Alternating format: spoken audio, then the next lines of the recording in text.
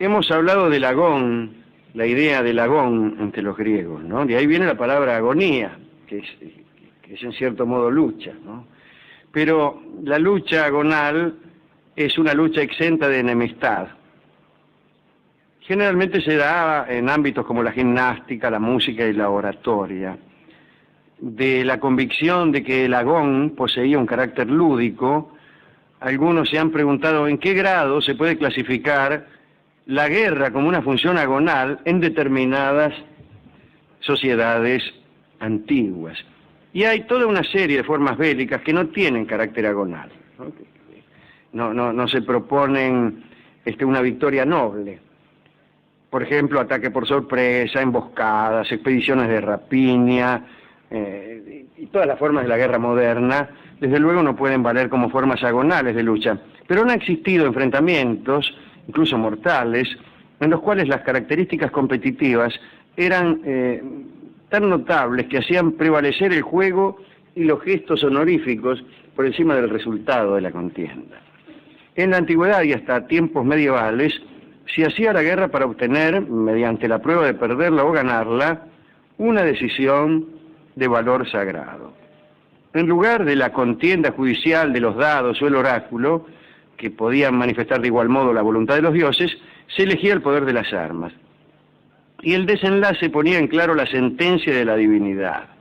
Para que el arbitrio divino pudiera desenvolverse a la perfección, se desarrollaban los enfrentamientos con reglas propias de lo agonal. Existían convenios sobre el tiempo y el lugar de la batalla. Era muy extraño pensar en invasiones sorpresivas. Viejas fuentes nórdicas describen cómo el campo de batalla se cercaba con estacas o con ramas de avellano. En Grecia, la guerra entre las dos ciudades de Eubea, Calcis y Eretria, o sea, 3, que tuvo lugar en el siglo VII a.C., transcurrió, según la tradición, en forma de competición. Un convenio en el que se fijaban las reglas del combate se depositó en el templo de Artemis. Estaban prohibidas todas las armas arrojadizas, la jabalina, la lanza, el arco, la honda. Solo se permitían, en aquella guerra, la espada y la lanza. Lo curioso de esta disputa guerrera era que el espacio circunscripto a los enfrentamientos estaba demarcado de tal forma que aquel que se retiraba, aunque fuera unos pasos del límite impuesto, quedaba imposibilitado de dar muerte o de recibir cualquier agresión.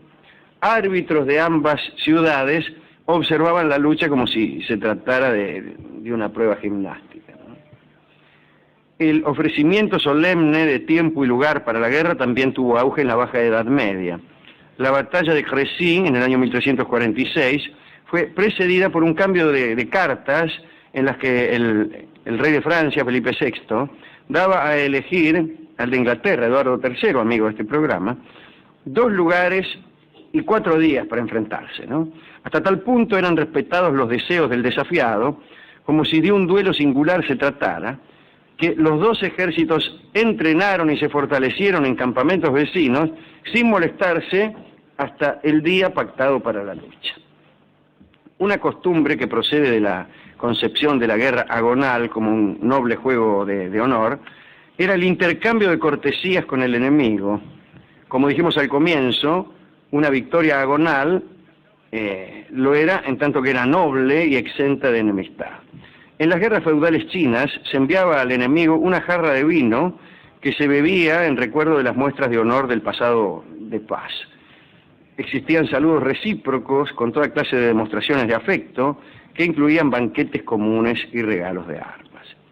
En la época feudal china se podía hablar de victoria cuando de ella salía incrementado el honor del caudillo, y eso no se lograba tanto con la ventaja conseguida, sino más bien mostrando moderación.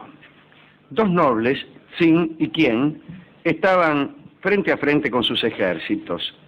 Se habían colocado en orden de batalla, ¿no?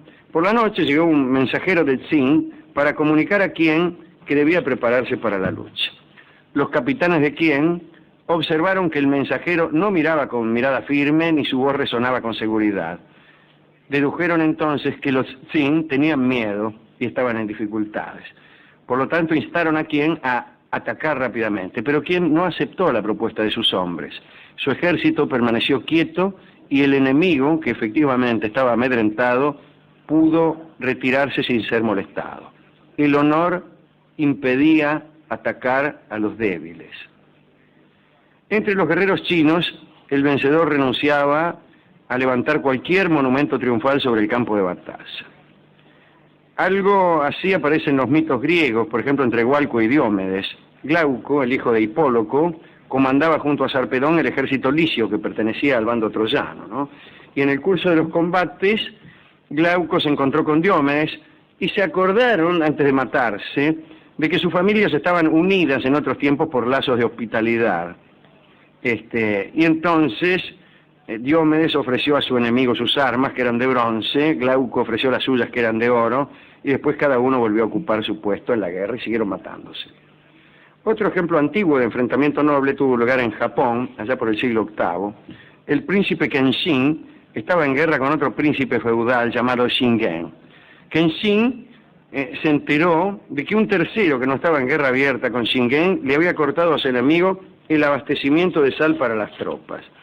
Kenshin ordenó inmediatamente a sus súbditos enviar abundante sal al enemigo con una carta en la que lo esperaba para luchar cuando estuvieran bien alimentados. Kenshin perdió aquella guerra, Así que bueno. Hay un fragmento de Borges que leo. Magnus Barfod, en el año 1102, emprendió la conquista general de los reinos de Irlanda. Se dice que la víspera de su muerte recibió este saludo de Muir Chertach, rey en Dublín. Dice así: que en tus ejércitos militen el oro y la tempestad, Magnus Barfod. Que mañana en los campos de mi reino sea feliz tu batalla. Que tus manos de rey tejan terribles la tela de la espada. Que sean alimentos del cisne rojo los que se oponen a tu espada. Que te sacien de gloria tus muchos dioses, que te sacien de sangre. Que seas victorioso en la aurora, rey que pisas Irlanda. Que de tus muchos días ninguno brille como el día de mañana, porque ese día será el último, te lo juro, rey Magnus, porque antes que se borre su luz, te venceré y te borraré, Magnus Barfod. Todo esto que hemos examinado muestra la existencia de ciertamente de un espíritu agonal, de un espíritu en que el honor tiene un papel primordial, etc. Pero no debemos creer que las cosas eran así. Estas son excepciones. En la antigüedad se mataba y se traicionaba y se masacraba con la misma brutalidad que ahora. Hay, sin embargo, sí, un detalle de superstición que hemos señalado al principio, que es la de creer que la guerra más bien consistía en una revelación del poder de los dioses. Uno iba a la guerra y si triunfaba era porque los dioses le asignaban a uno razón. Esta idea fatalista de la guerra sí establecía una singular diferencia. De modo tal que las ventajas no se obtenían con acciones de guerra, sino más bien con triunfos que eran consagrados en una batalla y después se obraba en consecuencia. Hoy en día la guerra consiste justamente en apropiarse de lo que uno quiere, del modo menos costoso. Es una forma distinta de hacer la guerra. No es decir, vamos a pelear y el que gana se queda con la ciudad de Tebas. No, me meteré en Tebas e iré ganando casa por casa, tratando incluso de no encontrarme contigo para que no me tires tiros, y en un momento me encontraré dueño de Tebas. ¿A quién dedicar esto? Bueno, a aquellos que mantienen un sentimiento de honor en cuestiones en donde se juega mucho. aquellos que son capaces de resignar alguna ganancia para obtener otra ganancia, que no está en el terreno de lo material, sino en el terreno espiritual. Es decir, aquellos que prefieren ser un poco más pobres, pero muchísimo más honrados en el cabal sentido de la palabra.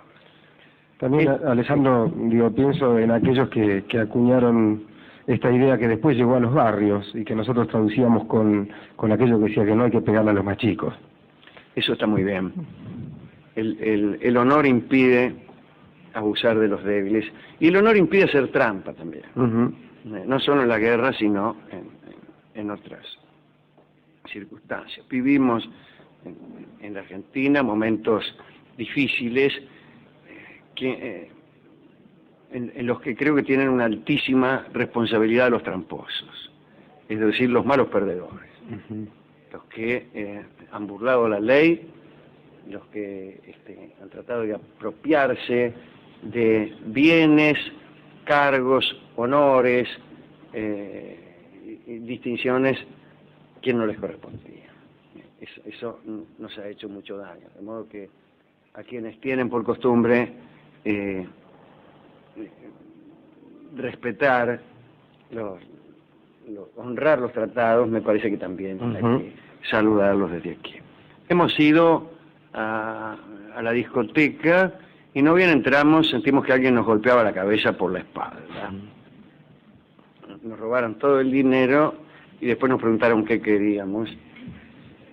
Dijimos que queríamos un disco acerca del honor, se rieron de nosotros durante 40 minutos y después nos dieron un disco. Y esto, después de todo, no sé si está relacionado con el honor, pero probablemente sí. Es una samba que se tocaba en los cuarteles en algún momento y por eso le han puesto la cuartelera. Es una de las zambas más antiguas, ¿no?, que se oyen por ahí, y vamos a escucharla en la versión de don Eduardo Falú. Adelante.